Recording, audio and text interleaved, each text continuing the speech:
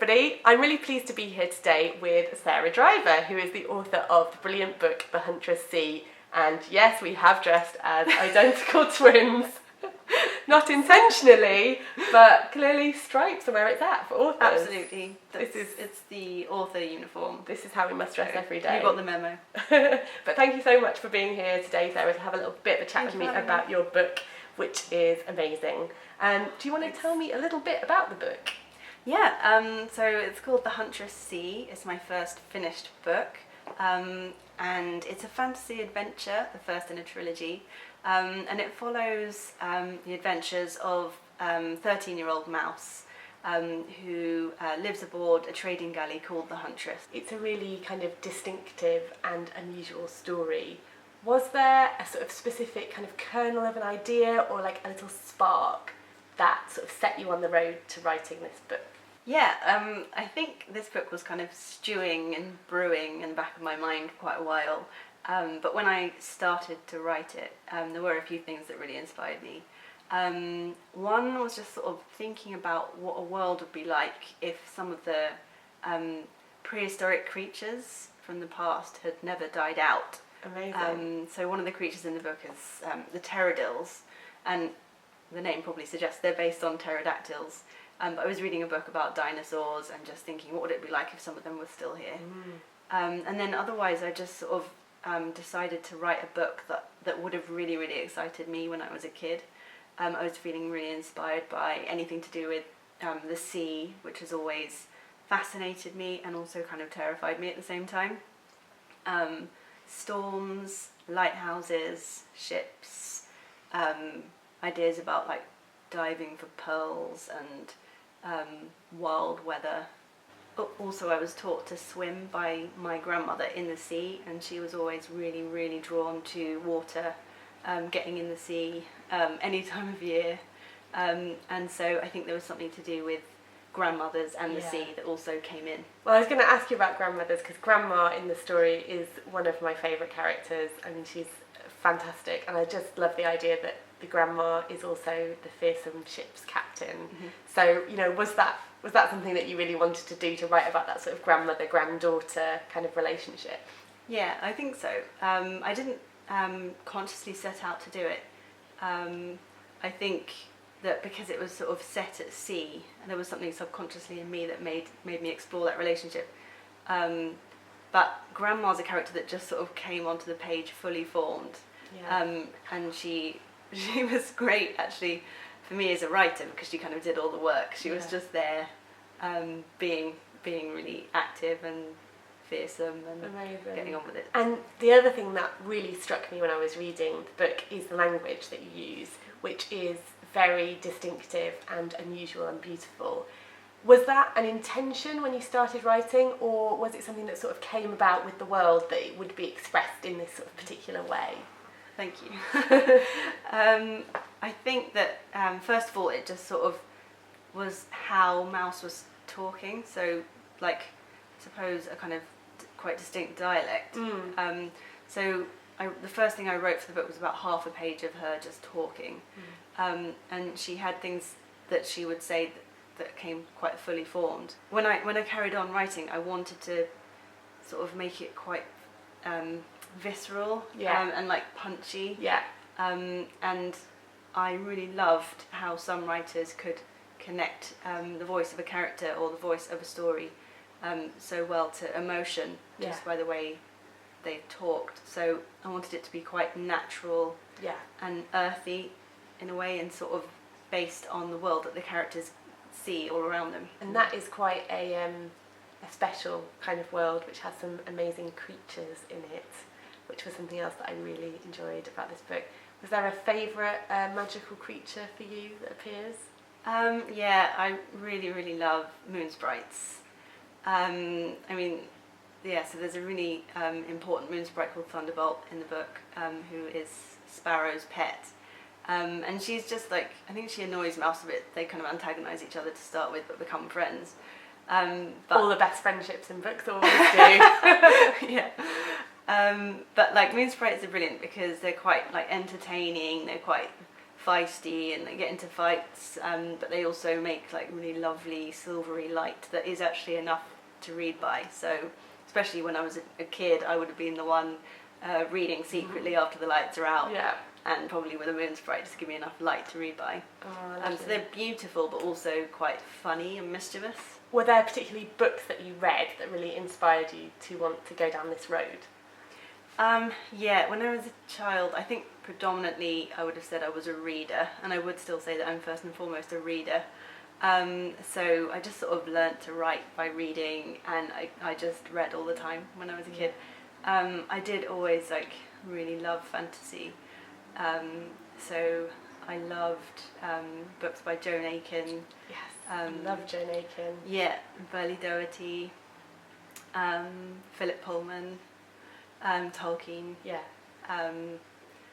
Enid Blyton as well. I absolutely adored Magic Faraway Tree series. Yes, love those books. So yeah, anything magical I just like really loved. So tell me a bit about your writing process. Do you have any specific writing rituals or kind of times or places that you like to write? Yeah, mainly I just need a lot of tea and coffee, probably. So like, I don't know if that's just me distracting myself by thinking I must get up and make another cup of tea. But I need, like, I drink a lot of tea.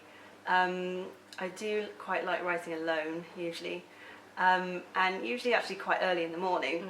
I think there's just a feeling early in the morning that like you haven't really started to let distractions come in yet. Yeah. And you can't even let yourself really, like your own sort of negative voices that are saying sometimes like you can't really write, or what do you think you're doing, this is no good. If it's early in the morning, it's before all of that like self-doubt can creep in. It's kind of like a fresh start before the sort of noise of the day starts to intrude. I can completely understand that. And in terms of your publication story, so you kind of wrote The Huntress, and then what happened after that? You sent it off to an agent, presumably. Actually, what happened was I was actually working on another project at the time, and then Mouse's voice just sort of started to break through, and I knew I had to write it. But I was on a master's in writing for young people in Bath at the time, which is where I finished the full first draft.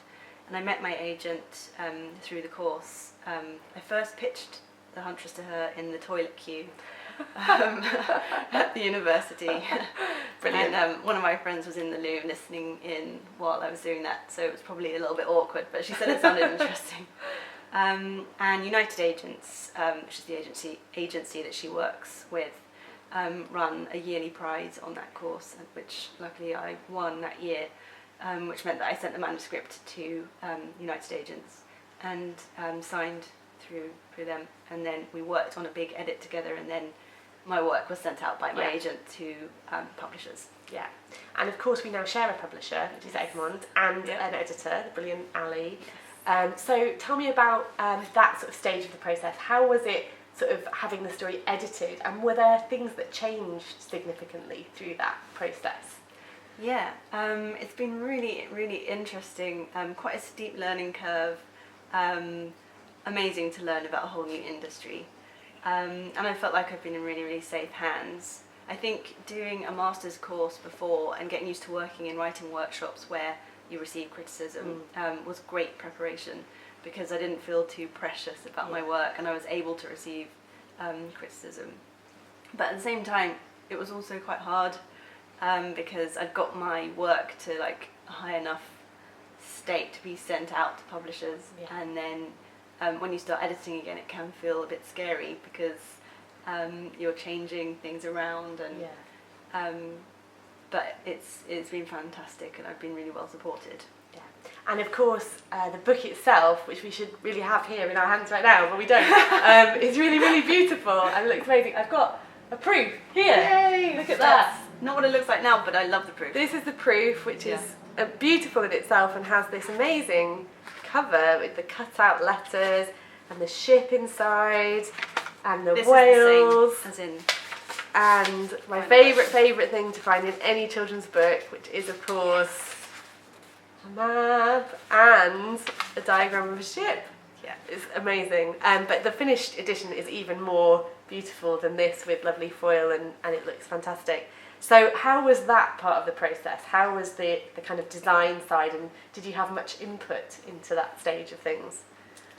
Well, first of all, it's just been amazing. It still hasn't really sunk in. I'm still kind of pinching myself to see your book as a finished book. Object. And to be able to hold it is like an amazing feeling.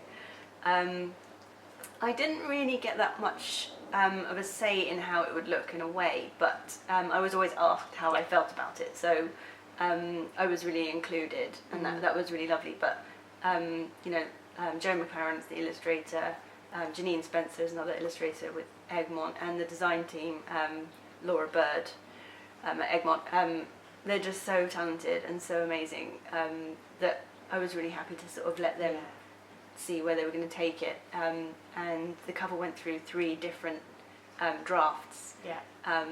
I actually really loved all of them, but now I can't imagine it being any different. No, it's a stunning book. And obviously it was also Waterstone's Children's Book of the Month in March, which was fantastic. So you got to see that cover all over shops all over the country. I mean, how was that as an experience? Unbelievable, yeah. Again, it doesn't really feel real.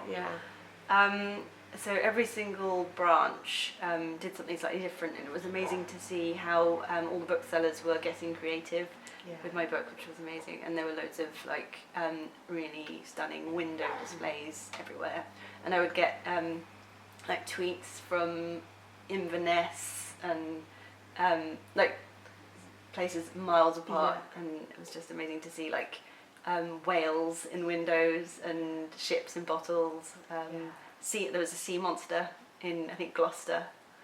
So So what has been your favourite thing about being an author so far? I think, can I say 2 things? Yes, you may. I'm not that strict. Okay, good. One is definitely meeting children, going into schools, and just getting to chat with them about their writing and their ideas as well. And doing activities with them, and just seeing like their responses, that like their imaginations are wild, their ideas are so clear and vivid and like exciting. So that's been really amazing to see the responses from children to the book. And the other thing is just working with all the professionals at Egmont, and getting like, I'm so fascinated by different people's careers and workplaces and expertise, and to get to learn from them, it's been an absolute privilege. Amazing. And can I ask any hints for what's going to happen in the next book, which I believe is coming out in September? Is that right? And that is The Huntress Sky. Yes. Bit of a clue in the name there. We follow Mouse into a totally different world from anything she's known before. Sky is kind of like a burst of colour and chaos, and culture, different cultures that she hasn't encountered before. It's kind of like, it's been amazing for me, really fun to write, and really great to be able to go on an adventure with Mouse into a world that she doesn't know. So it's obviously a book where it is a fantasy, the first book, but Mouse knows all about the world that she's in to an extent. And she's very, very confident. And this is her being taken out of her normal environment. She can't coast anymore on her reputation as a future captain. She has to meet new people, make new friends, make new allies, and learn to sort of work together. And she finds herself sort of flung into some very, very alien landscapes, with new creatures to meet as well. Amazing. Well, I will be looking forward to that one with bated breath. So you said earlier that you sort of see yourself as a reader first and foremost. So I would like to include lots of recommendations on this channel. What have you read recently that you would recommend to anyone watching? I really loved a book called The Dragon with a Chocolate Heart by Stephanie Burgess. Recently I read that. It's a story of Aventurine, a dragon, who she's a really, really spirited young dragon. She really, really makes me laugh. And she lives in a cave with her family, and she's determined that she will fly before she's ready into the human world. And she finds it hard to compete with her siblings. And when she does, things go a little bit wrong. It's a book full of chocolate, which is like Always as soon as I saw that, I was like, yeah, I actually really love world building with food myself. Yeah. I have been probably slightly teased for how much food gets into my books. Oh no, the best children's books should always have lots of food in them. That's like the rule. 100%. So that, you know, I'm sold on a book with food. Yeah. So yeah, that I thought was a fantastic book. Also, I'm reading A Girl Called Al by Amy Wilson at the moment. I've only just started it, but I'm absolutely captivated by the beautiful writing. So thank you so much for talking to me today, Sarah. It's been really nice to have you on. If you've been watching, I hope you've enjoyed the video, and do remember to like and subscribe if you did. And I'm going to put lots and lots of information about Sarah and about the Huntress C in the description box below, so you can find out all about them. And we'll look forward to reading The Huntress Sky in the autumn.